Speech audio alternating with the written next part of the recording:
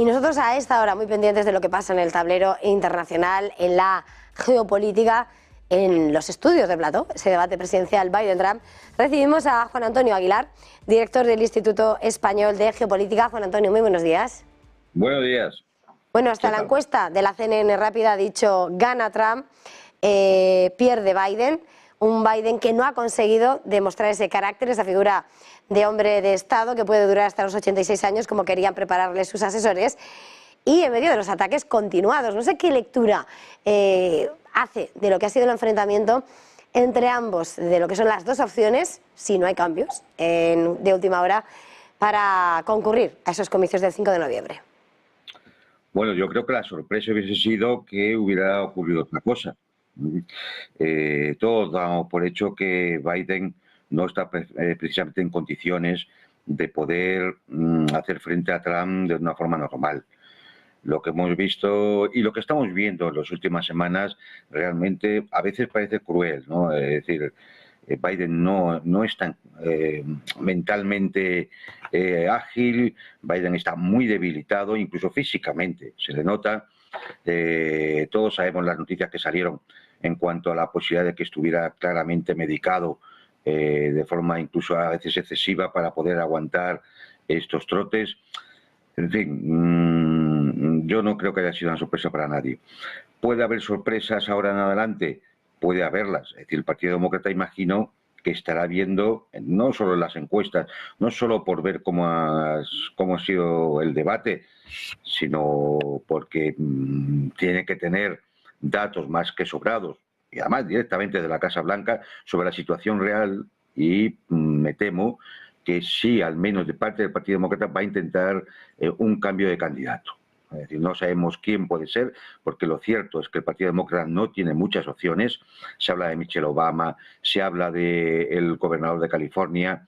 Ya nadie piensa que pudiera ser Hillary Clinton, solo le faltaba perder por segunda vez con Trump, ¿no? O sea, ya el colmo del ridículo.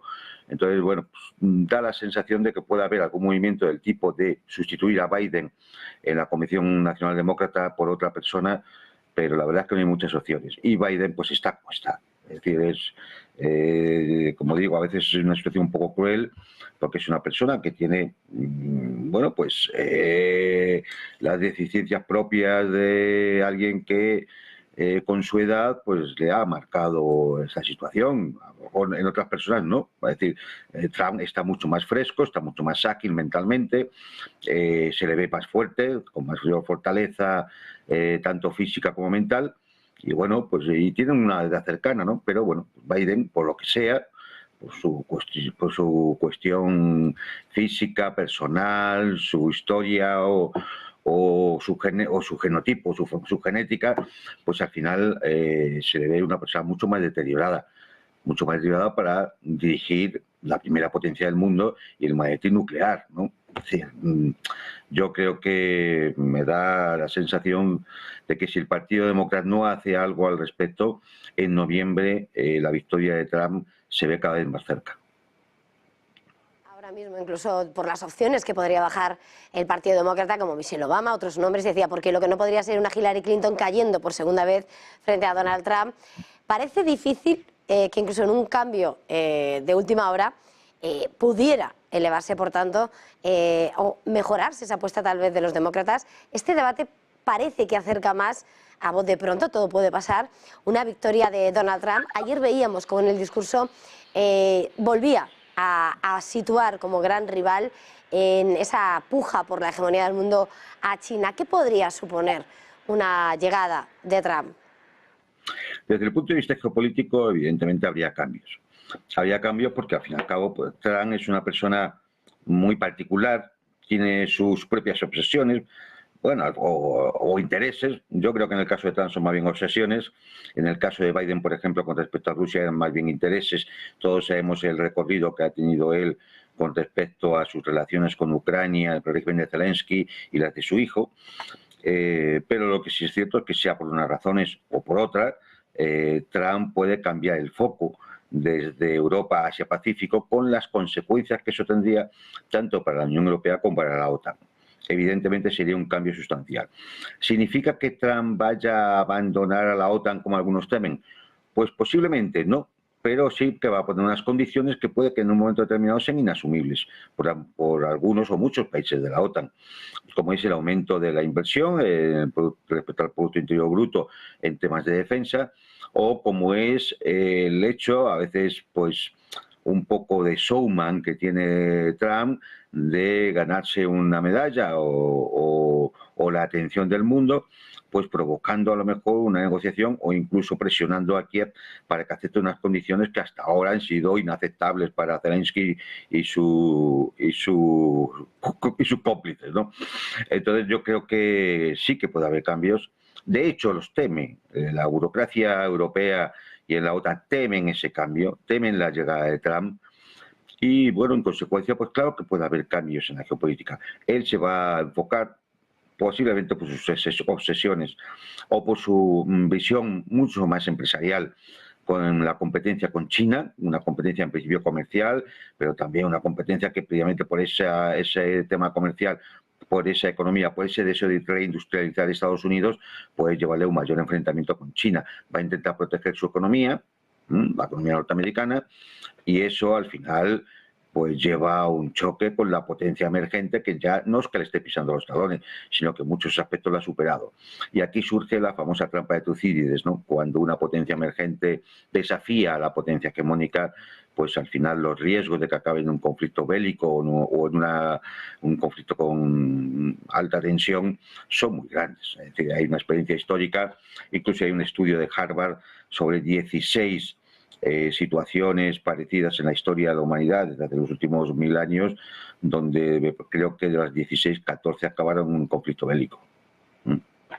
Precisamente mirando a ese escenario de conflicto y que de nuevo, de hecho, al menos el origen tiene parte en ese suelo europeo con la guerra en Ucrania, decía hace un momento cómo Trump podría tal vez introducir unos criterios exigibles dentro de los miembros de la OTAN que para muchos no serían asumibles, y entre lo que hemos visto en esa reunión de los líderes europeos en las últimas horas es la propuesta de Ursula von der Leyen de destinar 500.000 millones a inversiones en defensa en la próxima década. Todo el tiempo están hablando de elevar la capacidad de defensa, de alguna manera la capacidad de independencia, de protección de los Estados Unidos, si es que eso es posible. ¿Qué significa? ¿Cuál es la lectura ahora mismo en un momento en el que todo parece el campo de preparación para realmente un conflicto? Vamos a ver, a mí cuando se me pregunta qué significa que la señora von der Leyen, bueno, lo han dicho otros también antes, ¿no?, le quiera dedicar 500.000 millones de euros, en definitiva, en armamento. O sea, basta hacer una cuenta muy sencilla, y es dividir 500.000 millones entre la población europea entre 4 por la familia media europea, o entre 3, y nos sale muchísimo dinero. Están los europeos, los ciudadanos europeos, dispuestos a, con sus impuestos, o con la deuda, o con los recortes sociales en inversión, en desarrollo, a asumir ese coste para una guerra ¿con quién? Con las fijaciones enfermizas de von der Leyen, Borrell y la OTAN, a cubrir un presupuesto que entonces parece que lo están dando por hecho, que ya no vendría de Estados Unidos en cuanto al apoyo en la defensa europea, es decir, por lo tanto habría que sustituirlo. Es decir, ¿para una guerra con quién? ¿Para defendernos de quién? Porque al final mucho la amenaza rusa, Putin es expansionista y demás. ¿Hay alguna prueba de todo eso? ¿Hay algún indicio? ¿Tenemos alguna señal por los servicios de inteligencia, por quien sea, que no nos saquen esas pantomimas que nos sacan en algunos medios occidentales de por dónde puede atacar Rusia? Los países bálticos están en peligro. Es decir, la siguiente será Moldavia.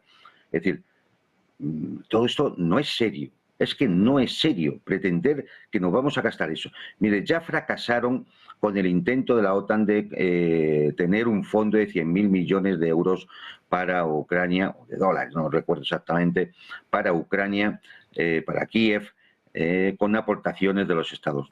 Nada, un fracaso, no se ha conseguido. No se ha conseguido porque los estados no están dispuestos a poner ese dineral. Por eso se sacaron los 50.000 millones que piensan cubrir utilizando como aval los intereses de los fondos del Banco Central ruso robados en Occidente. Bueno, pues también vemos que al final quien lo va a pagar, porque no se puede contar con unos futuros que no existen, los van a pagar los ciudadanos europeos. Y ahora la señora von der Leyen se suelta con los 500.000 millones.